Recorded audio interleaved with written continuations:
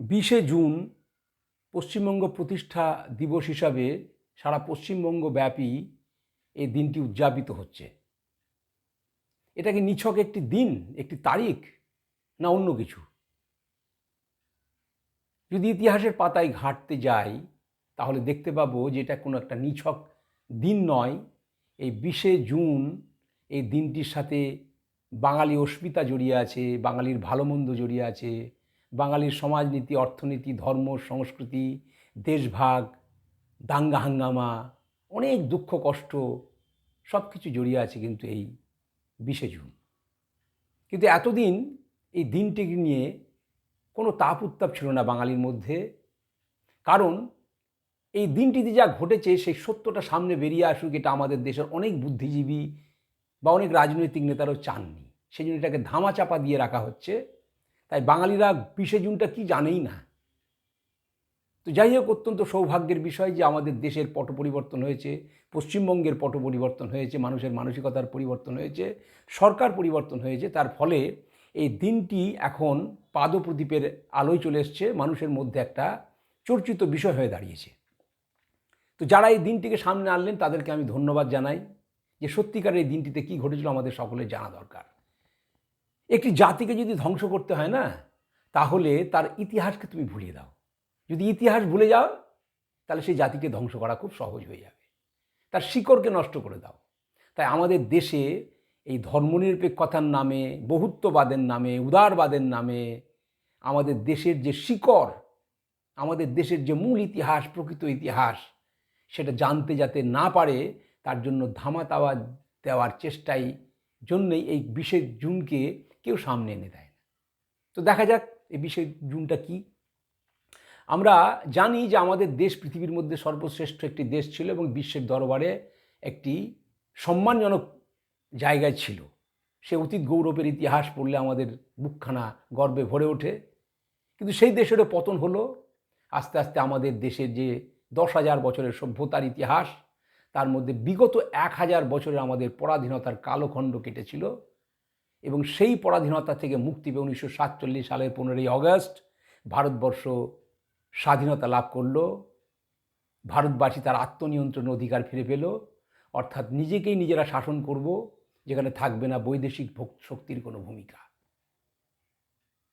19বিংশ শতাব্দীতে জাতীয়তাবাদের উন্মেষ ঘটতে শুরু করলো। ভারতবাসী ভাবলো যে আমরা একটা স্বাধীন জাতি, আমাদের স্বাধীনতা পেতে হবে, আমরা স্বাধীন হব। সেই জন্য দেশের মধ্যে বিভিন্ন প্রতিষ্ঠান গড়ে উঠল। স্বাধীনতা আন্দোলন হতে হতে 1947 সালের সেই দিনে আমরা স্বাধীনতা পেলাম।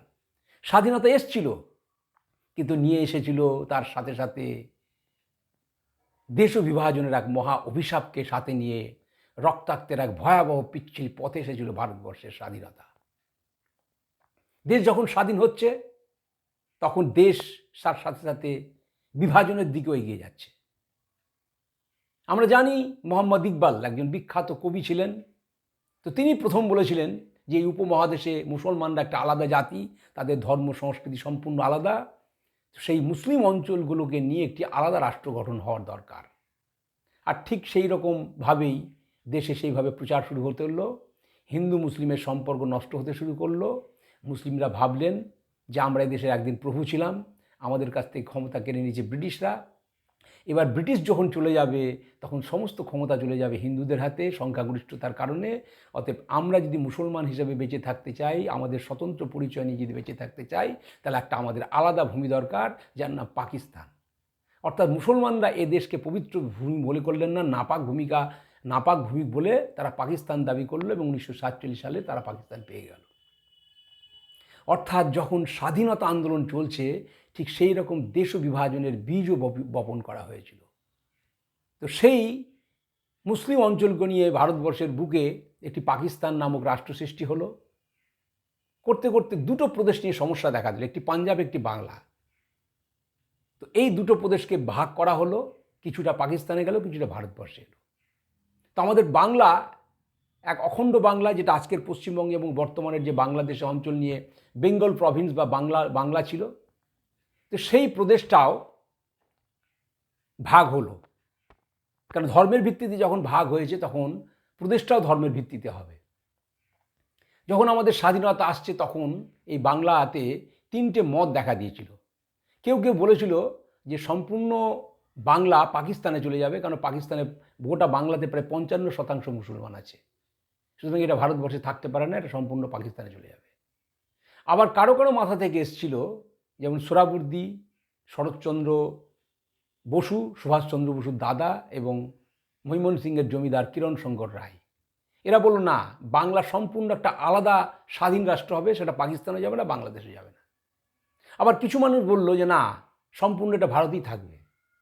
আবার কিছু মানুষ বলল যে না, বাংলাকে ভাগ করতে হবে, কেন হিন্দু প্রধান যে পশ্চিম অঞ্চল সেটা পাকিস্তানে যেতে পারে না, মুসলিম প্রধান অঞ্চলটা পাকিস্তানে চলে যাবে। তো সেই পশ্চিমবঙ্গের ভাগ্য নির্ধারিত করার জন্য 1947 সালের জুন মাসের 20 তারিখে বেঙ্গল অ্যাসেম্বলিতে একটা বৈঠক হয়েছিল, সভা বসেছিল। তো সেখানে ভোটাভুটির মাধ্যমে নির্ধারিত হলো যে বাংলা ভাগ হবে, এবং বাংলা ভাগ হলো। সেই দাবি তুললেন শ্যামাপ্রসাদ মুখার্জি। শ্যামাপ্রসাদ জানতেন যে 1937 থেকে 47 সাল পর্যন্ত বাংলার বুকে মুসলমানদের দ্বারা হিন্দুরা কী নিপীড়িত নির্যাতিত হয়েছিল। সেখান থেকে তার মনের মধ্যে একটা ভয় ধরে গেছিল যে মুসলিমদের রাজত্বে শাসনে বাঙালি হিন্দুরা কখনো সুরক্ষিত থাকতে পারে না। তাই দেশ ভাগ হোক যে না হোক, বাংলাকে একটা ভাগ করতে হবে এবং হিন্দুদের জন্য একটা আলাদা সেপারেট ল্যান্ড থাকতেই হবে, এটা শ্যামাপ্রসাদ আগেই বুঝেছিলেন। এবং বাংলা ছিল দেশপ্রেমের প্রাণকেন্দ্র, বৈপ্লবিক আন্দোলনের প্রাণকেন্দ্র। ব্রিটিশরা বাঙালিদেরকে ভয় পেত, সেখানে সেই জন্য তারা চেষ্টা করেছিল যে বাঙালি জাতিকে বিভক্ত করে দাও হিন্দু এবং মুসলিমের ভিত্তিতে। প্রথম 1905 সালে লর্ড কার্জন বাংলাকে ভাগ করে দিলেন।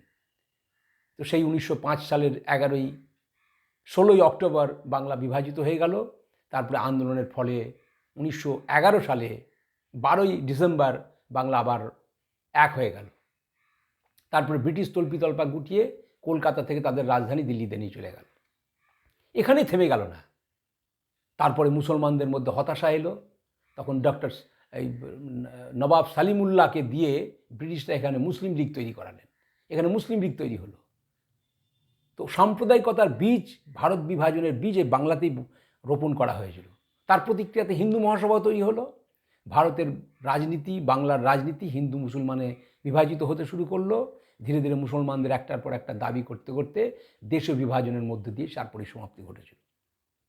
ঠিক সেই সময় ডক্টর শ্যামাপ্রসাদ মুখার্জি দাবি তুললেন যে ধর্মের ভিত্তিতে যদি দেশ ভাগ হয়, তাহলে প্রদেশটাকেও ধর্মের ভিত্তিতে ভাগ করতে হবে। তো বাংলার মধ্যে যে অঞ্চলগুলো হিন্দু প্রধান সেটা কখনো পাকিস্তানে যেতে পারে না। তাই তিনি দাবি তুললেন যে বাংলাকে ভাগ করতে হবে। এবার যখন বাংলা ভাগের প্রস্তাব এলো, তখন কোন কোন অঞ্চল পাকিস্তানে যাবে আর কোন কোন অঞ্চল পশ্চিমবঙ্গে বা ভারতবর্ষতে যুক্ত হবে, তখন ঠিক হলো যে মুসলমান প্রধান জেলাগুলো সব পাকিস্তানে চলে যাবে। সেই হিসাবে দিনাজপুর, মালদা, মুর্শিদাবাদ, নদিয়া এই সমস্ত জেলা পাকিস্তানে চলে যাবে। তারা তো গোটা পাকিস্তানই চেয়েছিল, তো গোটা পাকিস্তান পায়নি। শ্যামাপ্রসাদ মুখার্জি দেখলেন যদি দিনাজপুর, মালদা, মুর্শিদাবাদ, নদিয়া এই জেলাগুলো যদি চলে যায়, তাহলে উত্তরবঙ্গ, দক্ষিণবঙ্গ বিচ্ছিন্ন হয়ে যাবে। কুচবিহার, আলিপুরদুয়ার, দার্জিলিং, জলপাইগুড়ি এই জেলাগুলো বঙ্গ থেকে বিচ্ছিন্ন হয়ে যাবে। তখন আমাদের যেতে হবে কীভাবে ওখানে? যদি যেতে হয় সেই কলকাতা, হাওড়া, হুগলি, বীরভূম হয়ে বিহারে ঢুকে তারপরে যেতে হবে, এবং চিকেন নেক তখন যদি না থাকতো তাহলে একবার সম্পূর্ণ বিচ্ছিন্ন হয়ে যেত। উনি তখন দেখলেন যে এই জেলাগুলো ধর্মের ভিত্তিতে যখন প্রদেশ ভাগ হচ্ছে, উনি দাবি তুললেন যে ধর্মের ভিত্তিতে জেলা পর্যন্ত ভাগ করতে হবে। তাই তিনি দেখলেন যে উত্তর দিনাজপুরের বালুরঘাট, রায়গঞ্জ এই যে হিন্দু অধ্যুষিত এলাকাগুলো, এগুলো ভারতের সঙ্গে থাকবে, তাই জেলাকেও ভাগ করতে হবে। মালদার 15টা থানার মধ্যে 5টা থানা মুসলিম অধ্যুষিত, চাঁপাইনবাবগঞ্জ সমেত, সেগুলো পাকিস্তানে চলে যাক, বাদ বাকি 10টা থানা ভারতে থাকুক। মুর্শিদাবাদের কথা পরে আসছি। তারপরে নদিয়া, নদিয়ার 5টা মহকুমা ছিল, কৃষ্ণনগর, নবদ্বীপ এবং রানাঘাট হিন্দু অধ্যুষিত বলে ভারতে থাকবে, আর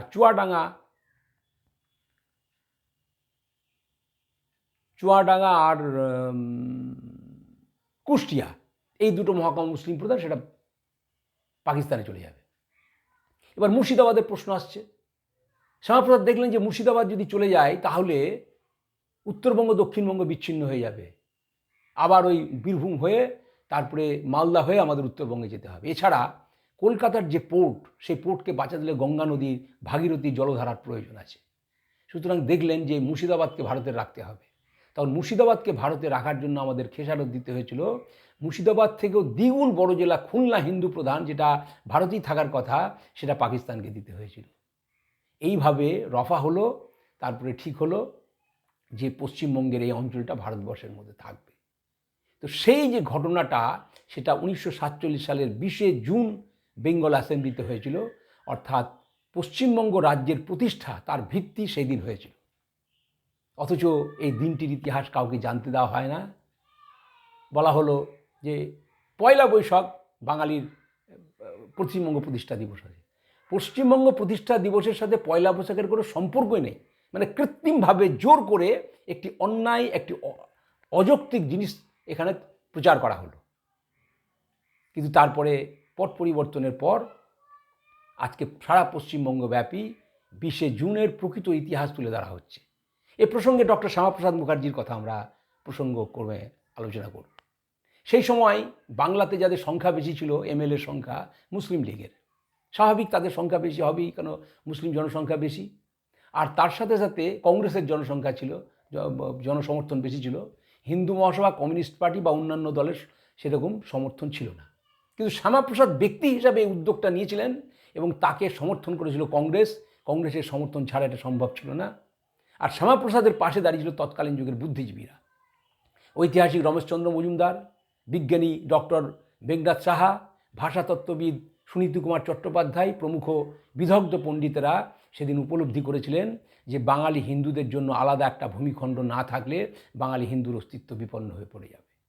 তো সেই ডক্টর শ্যামাপ্রসাদ মুখার্জিকে আমরা কেউ জানি না, কেউ চিনিও না, তাকে চিনতে দেওয়া হয়নি, তার কথা আলোচনা করা হয় না, তাকে বরঞ্চ সাম্প্রদায়িক বলে গালিগালাজ করা হয় এখনও।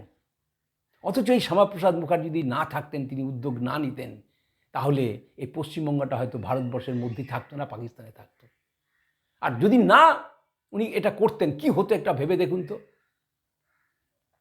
শ্যামাপ্রসাদকে যারা গাল দিয়েছেন তাদেরকে বলবো যে শ্যামাপ্রসাদকে চিনুন, শ্যামাপ্রসাদের অবদানটাকে অস্বীকার করেন না, তাহলে আমরা কৃতজ্ঞ হয়ে যাব। আমরা জানি বাংলাদেশে সবচেয়ে জনপ্রিয় গান হচ্ছে ও আমার সোনার বাংলা, আমি তোমায় ভালোবাসি। আর তারপর দ্বিতীয় জনপ্রিয় যেটা গান, সেটা হচ্ছে ময়মনসিংহের এক জমিদার আব্দুল গাফফার চৌধুরী, তিনি লিখেছিলেন গানটা। সেটা হচ্ছে আমার ভাইয়ের রক্ত রাঙানো 21শে ফেব্রুয়ারি, তাকে আমি ভুলতে পারি। সেই ডক্টর আব্দুল গাফফার চৌধুরী পশ্চিমবঙ্গ এবং বাংলাদেশের অবস্থা তুলনামূলকভাবে আলোচনা করে একদিন একটি প্রবন্ধ লিখলেন স্টেটসম্যান কাগজে, বাংলাদেশের স্বাধীনতা মিথ না রিয়েলিটি। তো তিনি বলছেন যে পশ্চিমবঙ্গ যেতে আমার ভয় পায় না, আমি ভালো লাগে, কিন্তু আমার নিজের দেশ বাংলাদেশ, ঢাকা, সেখানে যেতে ভয় পায়। মৃত্যুকে আমি ভয় পাই না, কিন্তু হুমায়ুন আজাদের মতো যদি আমাকে কেউ চপার দিয়ে হত্যা করে দেয়, তো বাংলাদেশের অবস্থা থেকে তিনি ভীত।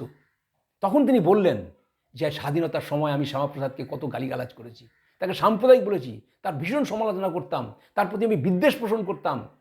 কিন্তু আজকে উপলব্ধি করতে পারছি যে শ্যামাপ্রসাদ কত দূরদৃষ্টি সম্পন্ন মানুষ ছিলেন। তিনি হিন্দুদের জন্য এবং প্রগতিশীল মুসলমানদের জন্য একটা ভূমিখণ্ড রেখে গেলেন এই পশ্চিমবঙ্গ। তো দেখুন, ধর্মের কল বাতাসে নড়ে। যে লোকটি শ্যামাপ্রসাদকে একদিন গালিগালাজ করেছিল, সেই লোকটি আজকে বাংলাদেশের অবস্থা আর পশ্চিমবঙ্গের অবস্থা তুলনাত্মক বিচার করে তিনি তার ভুল স্বীকার করলেন এবং শ্যামাপ্রসাদকে শ্রদ্ধা জানিয়েছিলেন। তিনি যে দূরদৃষ্টি সম্পন্ন মানুষ ছিলেন, বাস্তববাদী মানুষ ছিলেন, সেটা তিনি স্বীকার করলেন। তাই যারা আজকে শ্যামাপ্রসাদকে গালিগালাজ করছেন, জানেন না, তাদেরকে আমি বলি, যদি শ্যামাপ্রসাদ এই পশ্চিমবঙ্গ সৃষ্টি না করতো, তাহলে আজকে আমরা পাকিস্তানি হতাম, বাংলাদেশি হতাম। আর বাংলাদেশের দিকে হিন্দুদের অবস্থা কী, এগুলো তাকিয়ে দেখুন তো। বেশি ঘটনা আমি বলবো না, সবাই আমরা জানি। দীপুচন্দ্র দাস একটা মুচির ঘরের ছেলে, সাধারণ গরিব, মিথ্যা অভিযোগে তাকে অভিযুক্ত করা হলো। সেখানকার পুলিশও বলল যেটার বিরুদ্ধে কোনো তার যিনি বলে অভিযোগ আনা হচ্ছে সেটা সত্য নয়। তার সত্ত্বেও উন্মত্ত জনতা, জেহাদি মুসলিমরা আল্লাহ আকবরের ধ্বনি দিয়ে তাকে প্রকাশ্যে পুড়িয়ে মারল।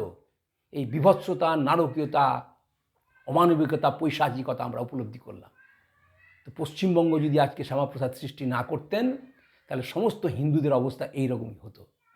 তাই সকলের কাছে অনুরোধ যে 20 জুন কী ঘটেছিল সেগুলো সকলে আমরা জানব, আর শ্যামাপ্রসাদ মুখোপাধ্যায়ের অবদানকে আমরা স্মরণ করব। তাকে প্রণাম জানাবো, জানালেই শ্যামাপ্রসাদের আত্মা শান্তি লাভ করবে বলে আমি বিশ্বাস করি। নমস্কার।